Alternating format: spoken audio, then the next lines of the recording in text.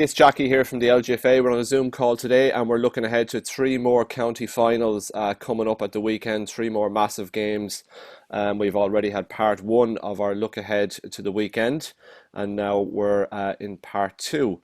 And I'm very, very happy to be joined by three very special guests. On the top left-hand side of my screen is Marian McGuinness, who will have a vested interest in Carrick-Cruppen and their final against Armagh Harps at the weekend. And she's also a county championship winner in Cavan last weekend, so Marian will tell us a little bit more about that. The great Cora Staunton from Carnacon and Mayo is down on the left-hand side of my screen, and Stephen Harbron, who's the fixtures coordinator in Dublin LGFA, is on the bottom right-hand side of my screen, and Stephen also has responsibility for the referees and the various men and women in black across Dublin. So, folks, good to have you on. How's all? Good.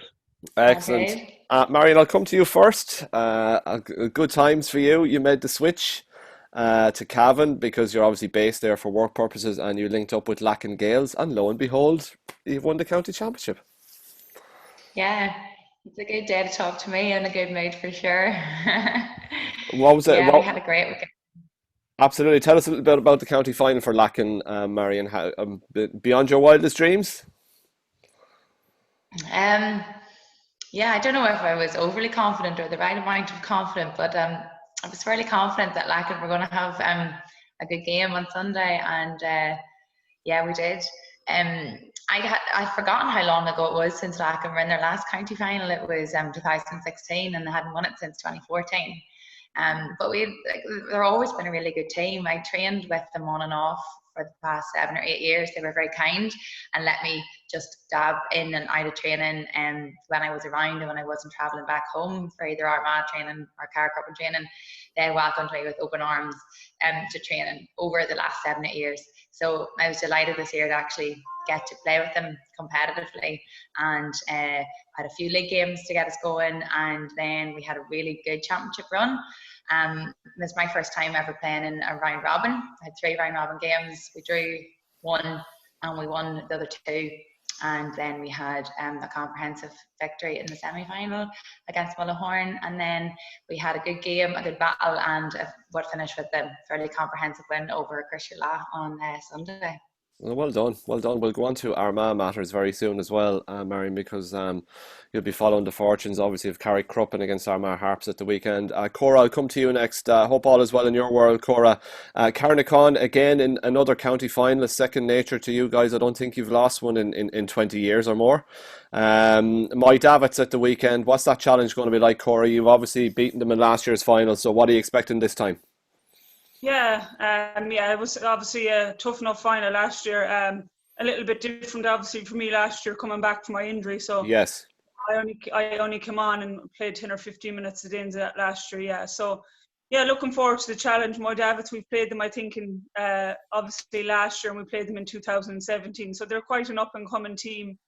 Obviously, Niamh and Grace Kelly and Fiona Doherty being probably players that girls would know from, obviously playing with Mayo, but they have a lot of other girls as well, kind of good underage structure. So yeah, we'll be taking nothing for granted. It's going to be a tough challenge for us. Obviously I know finals are probably second nature to us, and obviously I think we're going for 21 in a row or something like that. So yeah, we take nothing for granted. We take every opponent, we have huge respect for whoever we're playing. So yeah, it's much the same as last year. We've a couple of young girls coming through, and it's the kind of the same players that's been around. I think there's 4 of us that's around since our first one in 98. So yeah, we have a lot of young talent coming through, and it's a mix of kind of the young and old. So yeah, we're looking forward to it on Saturday evening.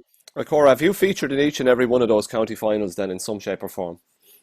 Yeah, I have, surely. Yeah, as I said, I think there's 4 of us that's probably.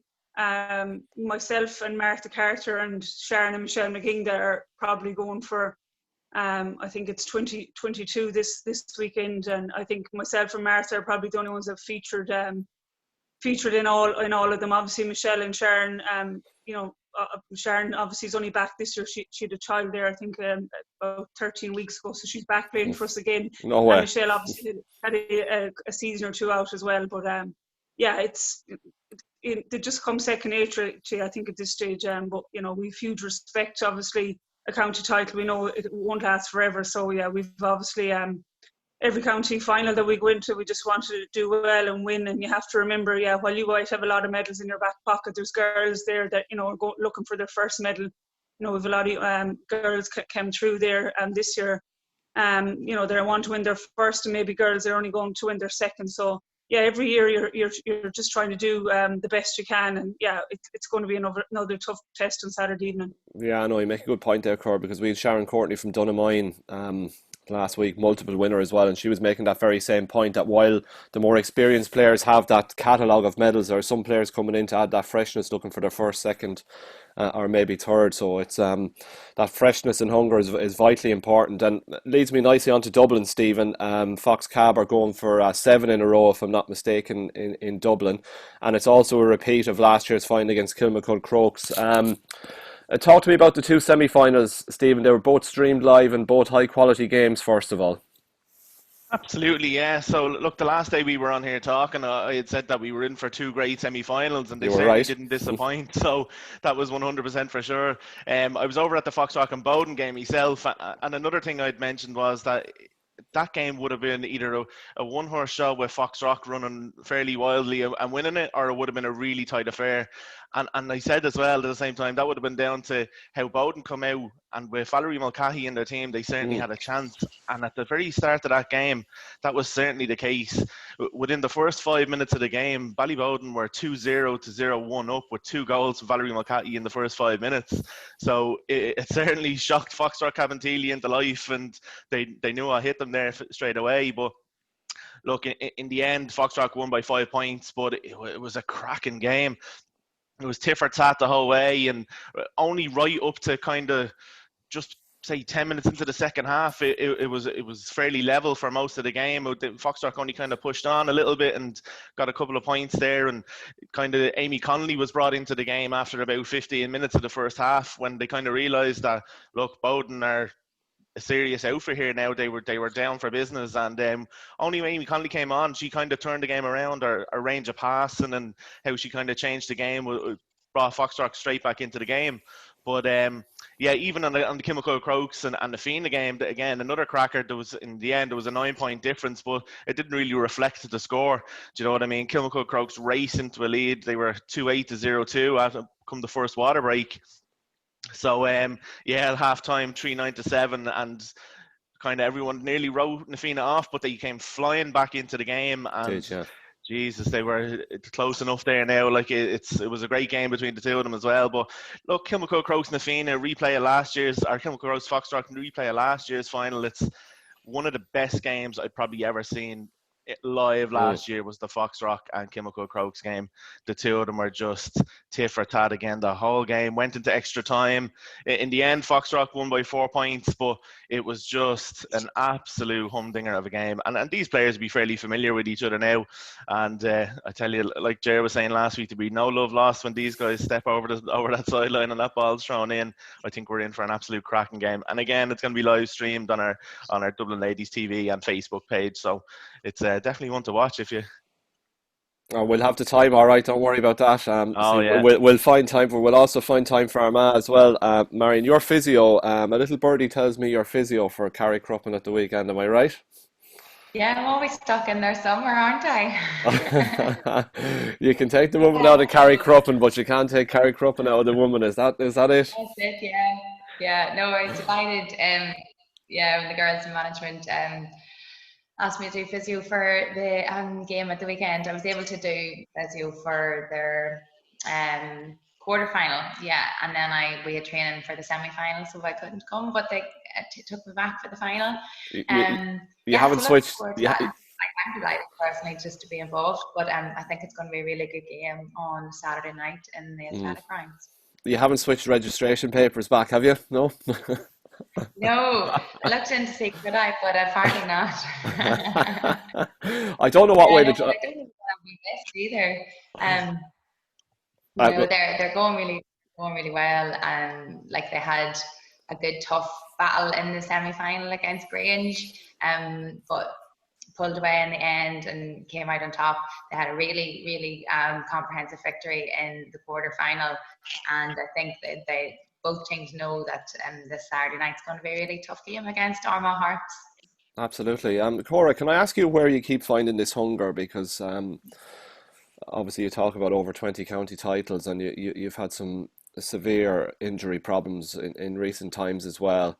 But you just keep coming back for more and more punishment, but also more and more silverware, hopefully, as well, from your point of view. But where do those motivation levels come from, Cora? And I've asked this of the likes of Sharon as well, who've had careers spanning years and decades. Where do you keep finding this drive to come back for more and more? Yeah, I think it's a mixture of different things. As I said earlier on, I think it's when you see a lot of the younger girls coming through, and when I've been involved in coaching the younger girls, a number of years back, and whenever I get a chance, and you see them coming through, and you think, oh God, I remember them as an under 12, or an under 14 girl, and now they're playing senior football. Like, I remember having Sive Larkin and Amy Dowling, who are probably two of our mainstay players in our team, and Saoirse Walsh, and now they're grown into being very, very good players for us. And it's that type of thing when you see them coming through, and now we've younger girls, they're kind of 15, 16, that age, coming through, and you just want to see them succeed, and you can see how much talent they have in them. So it's probably, sometimes you feel like you owe the club, and that you want to try and obviously win as much as you can while you're at the top. And I suppose this year is probably a little bit different from last year. I suppose after my leg break and being over in Australia, I spoke about there was a lot of guilt. I felt I let the club down, and obviously, it wasn't my fault I got injured. But last year was probably a very tough year for the club in losing Jimmy, who formed the club and was manager, and then I probably break my leg, I think 6 weeks after Jimmy dies, and it just probably puts the club. We're probably under a little bit of pressure last year, and I suppose you were trying to honour his memory last year. So I probably had that bit of guilt coming back last year that I fully couldn't give everything, even though I got to play in the county final and the Connacht semi-final. But this year I can feel I'm back home, and obviously with COVID and the lockdown, that you can give a lot more to the club this year. So that's probably where the drive is coming from this year.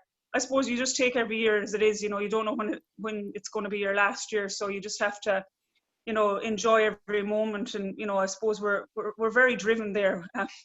You look through our team, and Fiona McHale, Martha Carter, the McGings, Marie Corbett, we've just Darren Hughes. As I said, there's girls there that have been playing football for a long time, and they just really enjoy it, I suppose, at the end of the day, and they're very passionate about Carnacon being at the top of Mayo football and Connacht football, if at all possible. And obviously our goal would be lovely to get back to another Connacht final, and into an All-Ireland series, but we'll take it one step at a time. But I suppose it's the passion and drive and the love for playing football with your club. Now, tell me a little bit about Jimmy, Cora. I know you've spoken about him before. I remember actually where I was when I heard the news last year that he had sadly passed away. I was at a schools match, and straight away we got something up on website, because obviously to acknowledge his life and times and the huge role he played in your club. You've often mentioned himself and Beatrice and talked about them and how big an influence they were on you. But Jimmy, sadly no longer with us. I'm sure his presence, you can still feel his presence in the club and the legacy that he left behind, Cora. Yeah, exactly. I suppose, majority of the girls that are there, probably minus maybe one or two, have come through, Jimmy's, we'd say, schooling of football. Jimmy was involved in forming the club. What are we now? 34 years formed, and he was the one that formed it right from the start.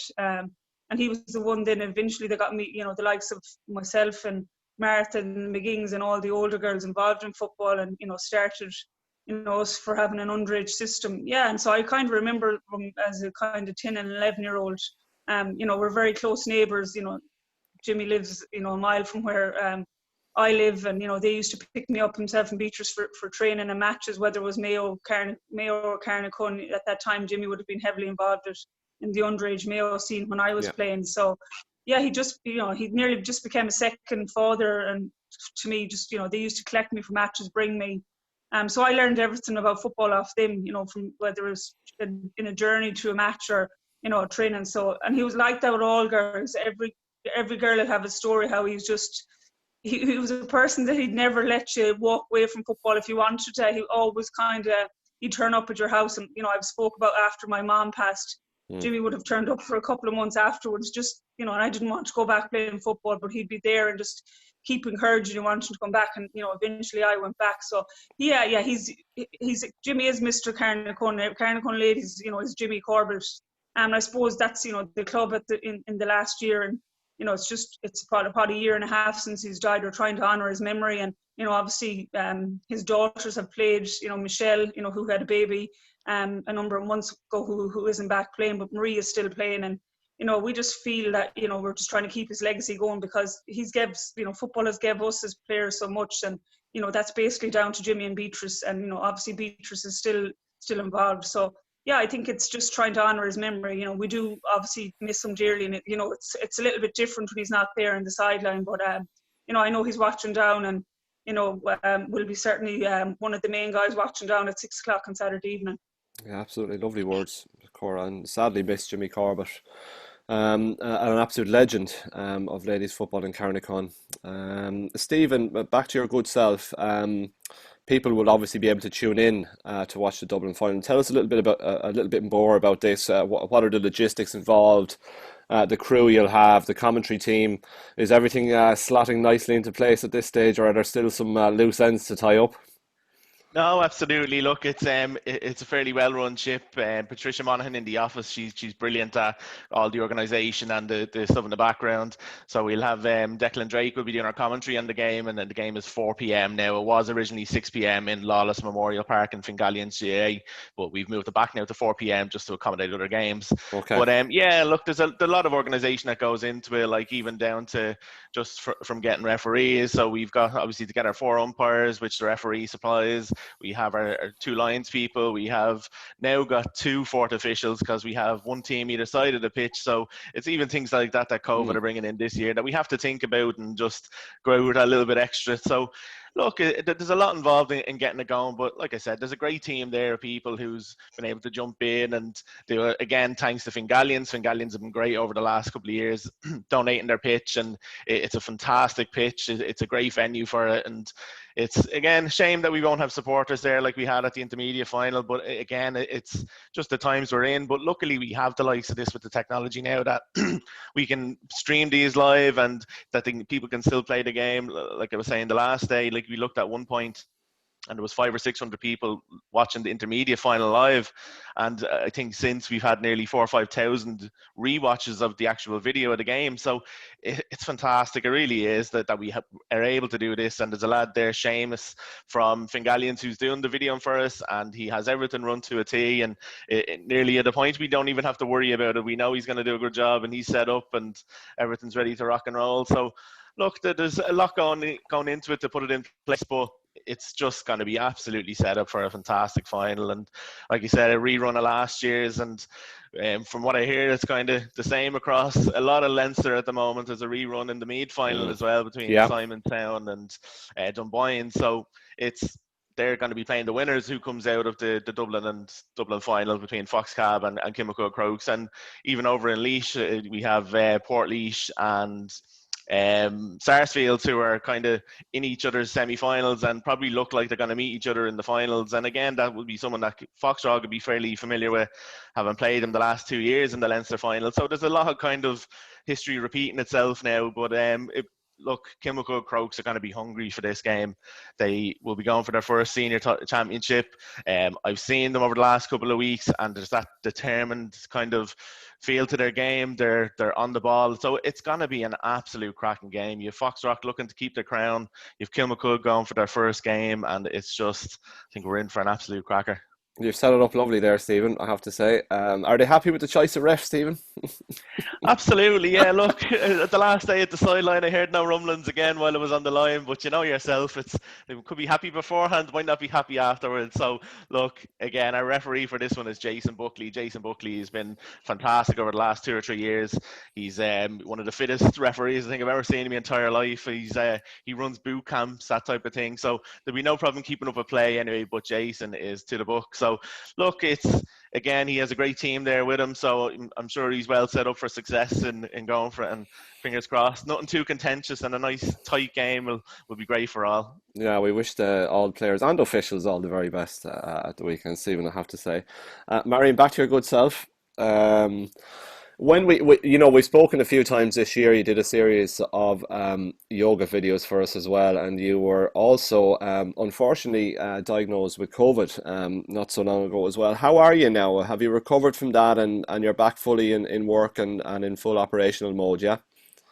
Yeah, all good. Thank God. And I was probably lucky. After a few weeks, and when I got back, I running and doing a bit of training, I really felt fine again. I know some of the guys and girls, like even Siobhan from Dublin, I was reading, she was having some ongoing fatigue and lethargy, but no, I've been fine. I don't know that in ways, I think the lockdown in general did me a bit of good, had me a bit of rest, but I was definitely not that fit. But did enough to get through. Definitely didn't run as much as I've run in some county finals for sure. But no, it's not because of coronavirus. It's just because I was a bit of a lump. That's very honest, I have to say. Come here to me. Talk to me about Caroline O'Hanlon, Marian, a player you obviously know very well, and she's scoring bags of goals. I think she scored 6 last time out. Yeah. How the hell are Harps going to stop her? Yeah, well, they'll be well trying to anyway. Like all the teams, I think Caroline's well used to it. Even in that first game, she went in the middle for the throw up, and then went straight up to full forward. And within 2 minutes, the other team from Hill had a second or maybe a third person on her. But at that stage, she'd already scored 2 goals, and then she got another 2. She's just one of those players, a little bit like Cora, that's impossible to mark.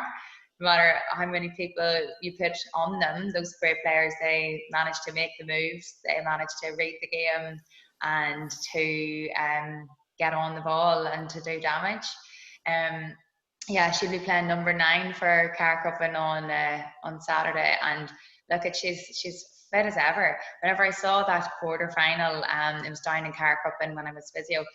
I hadn't seen the girls playing in a while, I guess, with lockdown, and then I'd missed a couple of their league games. But I just thought, wow, I actually think I forgot how good she was in the little bit of time I didn't see her.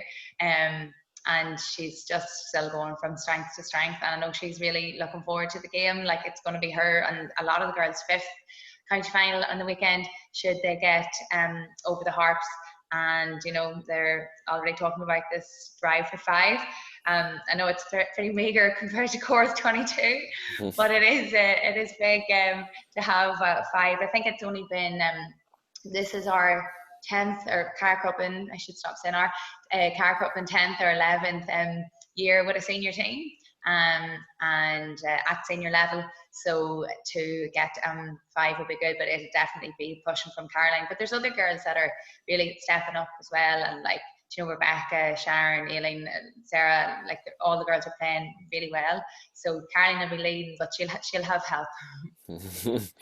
Cora, just coming back to you, we spoke recently as well, and you were very good with your time around the 2001 All-Ireland final, as it was back then. Talk to me about the schedule that you might have coming up, Cora, because obviously if Carnacon get past this, you're into Connacht and you're possibly into All-Ireland series. Looking like in the new year, and of course you have some commitments in another part of the world. Have you any little update for us on what might be happening? Yeah, I suppose. I just obviously, we know there's a Connacht Championship. That's what we've been told at the moment. Obviously, All Ireland series and all that, we haven't been told what the situation is there. And obviously with COVID and the way it is at the moment, whether that will, get worse in a couple of months' time. Who knows, yeah. We just have to wait. Yeah, who knows? We just have to wait and see. So, yeah, I'll stay around certainly to the Connacht series if we get over Saturday. I won't be going back to Australia till the earliest in November time. But the Giants are very well aware that Carnacon has always came first, and that was even the first year I went out in 2017. I was probably meant to be out early November at that stage, and obviously didn't go out till after we won the All Ireland in December. So yeah, club certainly comes first. It always has. So yeah, I'll play till Carnacon finishes, and I'll head out sometime in November. Obviously, things are. Australia is no different to any other country. Things are up and down there at the moment.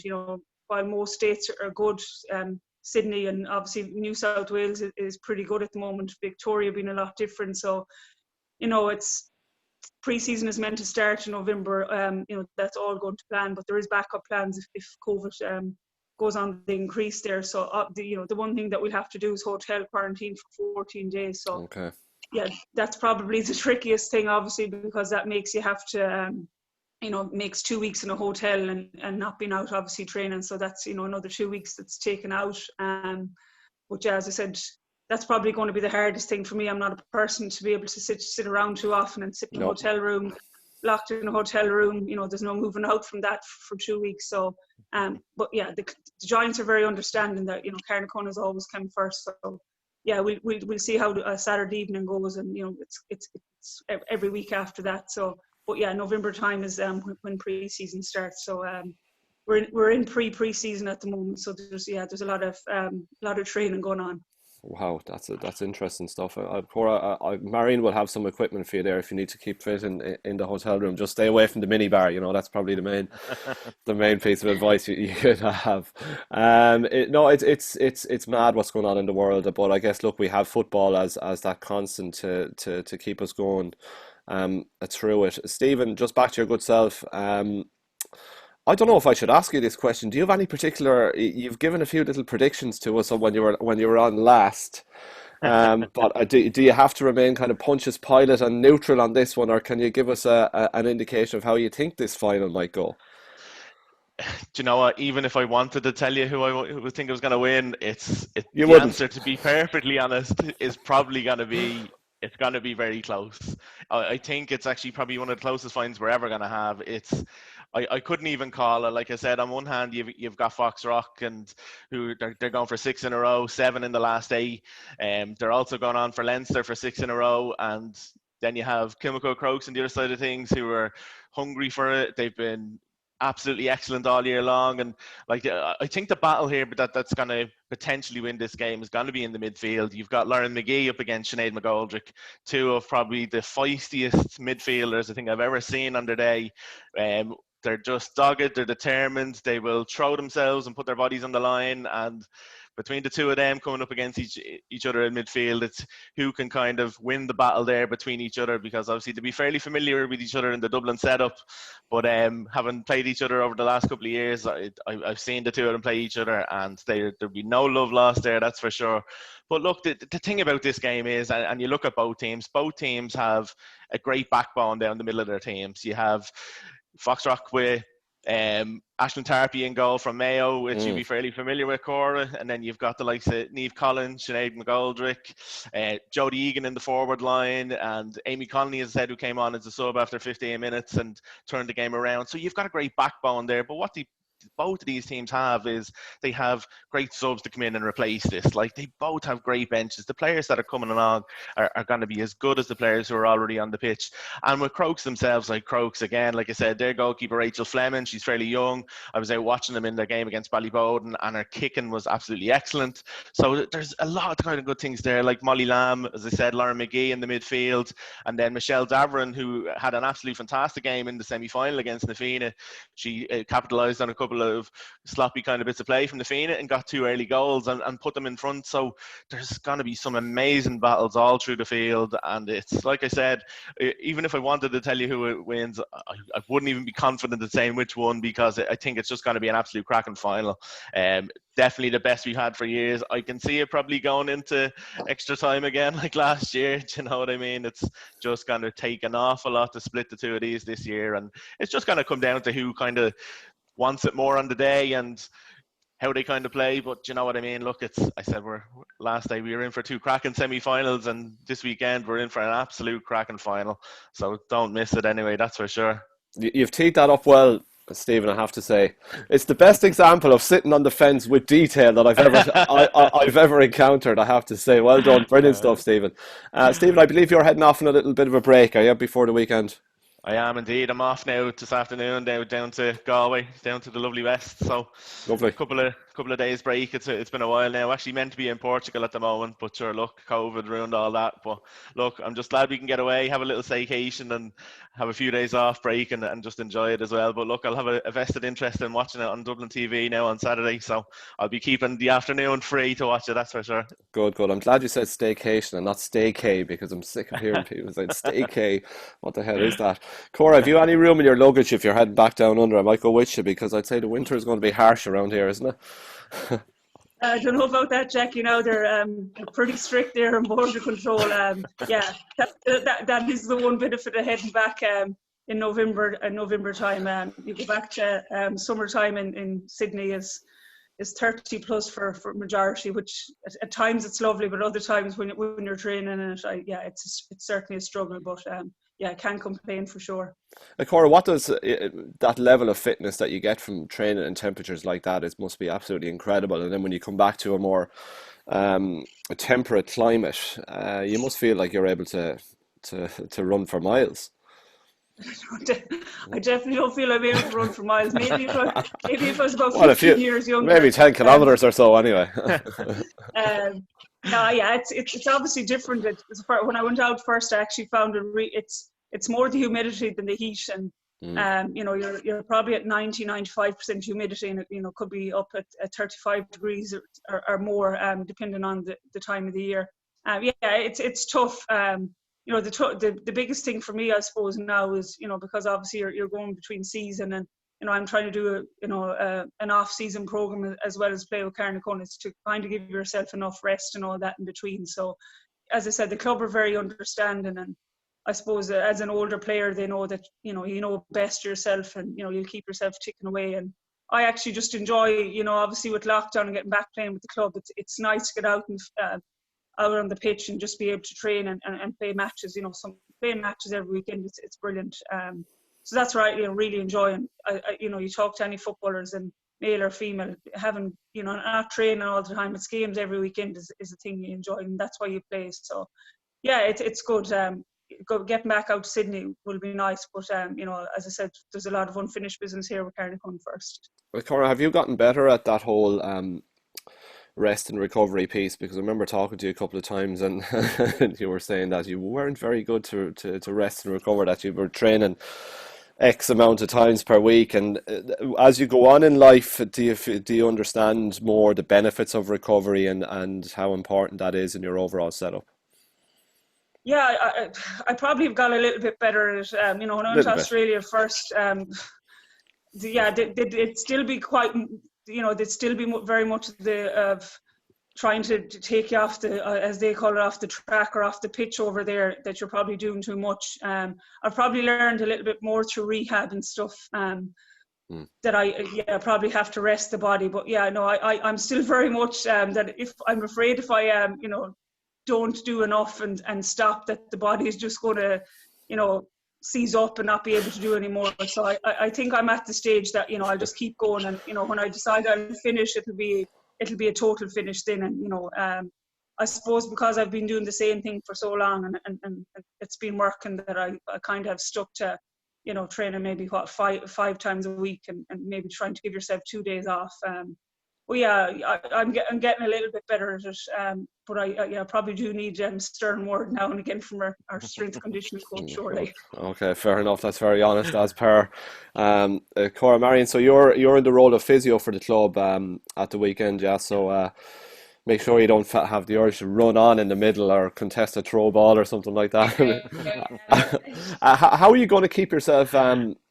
if you don't mind me asking this question, Marian, you're looking on from the line, you're in your role as physio, but you're also you're obviously hoping that Cruppen win the game. So to keep focused and keep the separation between that real supporter piece and being part of that club, and obviously the role that you have to fulfill on the day. Yeah, you're a pro, you'll be fine. Remind myself that I'm in a professional role, so if someone gets injured, I have to go to them and not be just cheering on somebody else. So yeah, hopefully I'll be able to remember to do that at the weekend. I think it'll make it a little easier to contain myself, the fact that we won with Lacken last weekend, so I can just they were more content in that, and like I never had any regrets about my move to Lacken, but it certainly helps that we won the county final last weekend.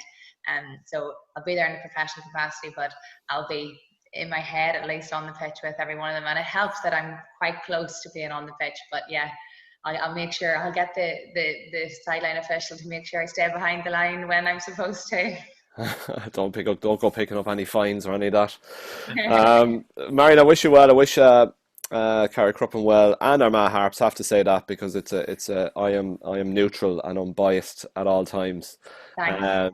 So that's the Armagh final at the weekend, is Carrickcruppen against Armagh Harps. Cora, all the very best to Carnacon against Moy Davitts in Mayo, and Stephen will be looking forward to the Dublin final between Foxrock-Cabinteely and Kilmacud Crokes. And folks, if you're watching, there's so many county finals going on over the weekend. We can only have a look at just a few at a time. We've managed to pull out 2 shows this week previewing county finals right across the country, and rest assured we'll be carrying results and fixtures on a weekly basis. So get them into us if you're on social media over the weekend. Use the hashtag LGFA Club. So my guests today, Marian McGuinness, Cora Staunton and Stephen Harbron. Stephen, enjoy your break, and we'll catch up again real soon. Thanks a lot, folks, and stay well, stay safe.